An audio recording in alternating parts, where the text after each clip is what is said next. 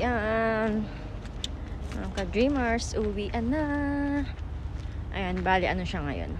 8:40 ng gabi. And nakikita nyo guys, maliwanag pa. Ayan. So, maaga ang ating uwi ngayon.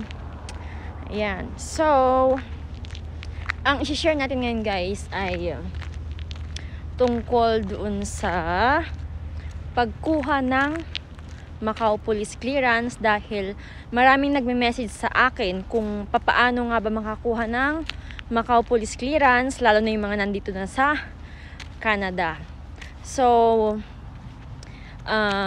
sa naging experience ko guys, medyo nahirapan ako kasi medyo mahigpit yung yung Macau.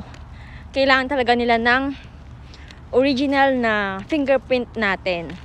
So, meron tayong ida-download na mga forms. Bali, 4 na form siya. And, nasa site naman yun ng ng Macau. Bali, meron dun yung form ng declaration, ng consent. Tapos yun yung form ng fingerprints. Bali, Bali, 4. Pang-4 yung cancellation paper, guys. And then, pang-5 yung authorization letter. So, yung authorization letter, pwede nyong i-computerize and then pirmahan nyo na lang, or pwede ring handwritten. So, walang problema doon. And then, kailangan guys, yung sa fingerprint ay mag-fingerprint tayo mismo sa police station dito sa Canada. Kahit saan, basta sa police station guys. Akala ko nung una, pwedeng kahit ako lang yung yung gumawa sa fingerprint. Ang ginawa ko, bumili lang ako ng ink guys, and then ako yung nagganon-ganon sa kamay ko, which is hindi pala tama. Ang nangyari guys, na-send ko na yung mga documents sa Macau, and then yun nga guys, na-reject siya dahil mali yung mga ginawa ko. So medyo maselan guys ang Macau pagdating doon sa mga criminal record. So, kailangan clear, kailangan malinaw yung pagkakakuha ng ating mga fingerprint. So, yun. Huwag niyong kakalimutan yun guys, na pagka nag-fingerprint kayo, mismo sa police station, and then sa baba nung form na yon, kailangan may pirma nung police na nag-assist sa inyo. Ayun. So, kahit hindi na siya ipa-notary, okay lang. Basta merong sign nung police na nag-assist sa inyo. So, yon yung mga form na yon. So, 5 form yun na sabi ko, diba? So, kailangan yon original copy na isend natin sa Macau. So, ako, sa case ko, pinadala ko siya through post office. And then, yung pinadalhan ko doon ay yung sa hipag ko. Yun yung nilagay ko sa sa authorization letter na mag-aayos yung hipag ko. Pati dun sa Bali, ang gawin yung authorization letter, pwedeng isa or pwedeng dalawa. Isa para sa fingerprint, isa para sa cancellation paper.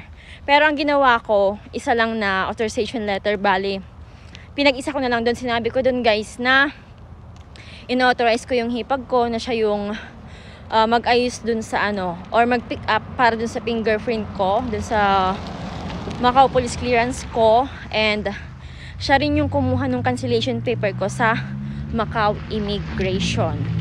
Ayun, kung medyo naguguluhan kayo sa paliwanag ko guys, pwede kayong mag-comment para mas maipaliwanag ko ng maayos sa inyo kung may hindi man kayo naintindihan. Pero ganun na process yung ginawa ko guys. And then yun nga sa post office ko pinadala. And then yun nga, diba yung unang padala ko mali. So yun, nagpa-fingerprint ulit ako, tapos pinadala ko ulit sa Macau. Medyo mahal yung pagpapadala guys, kaya i-sure nyo na yung unang padala nyo ay tama yung gagawin ninyo para hindi kayo mag-aksaya ng pera. So wag nyo na akong gayahin na nagkamali sa una, pero okay lang naman na nagkamali, diba? At least natuto yun.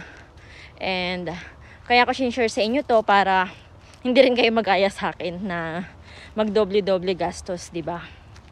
So, ayun, natanggap ng hipag ko within 2 weeks, yung documents ko guys, natanggap niya sa Macau. And then yon, siya na rin yung yung nag-schedule ng appointment kasi kailangan ng appointment para sa police clearance sa Macau.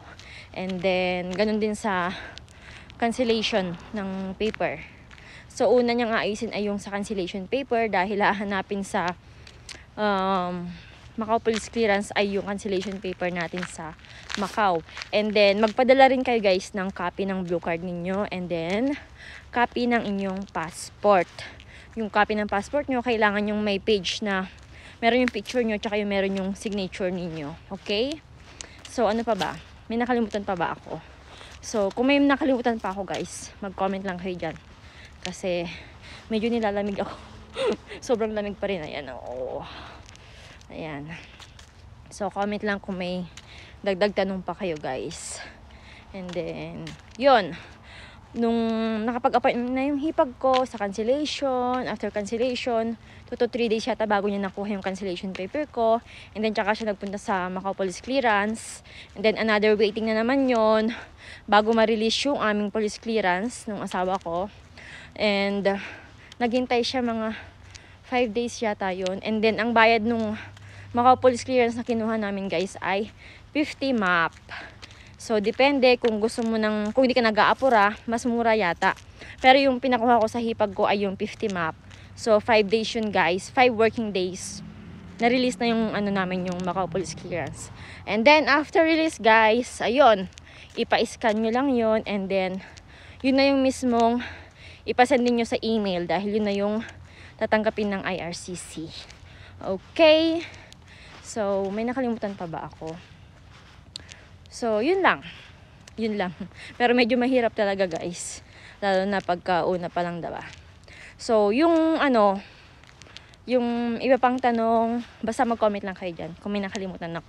Okay? Bye muna!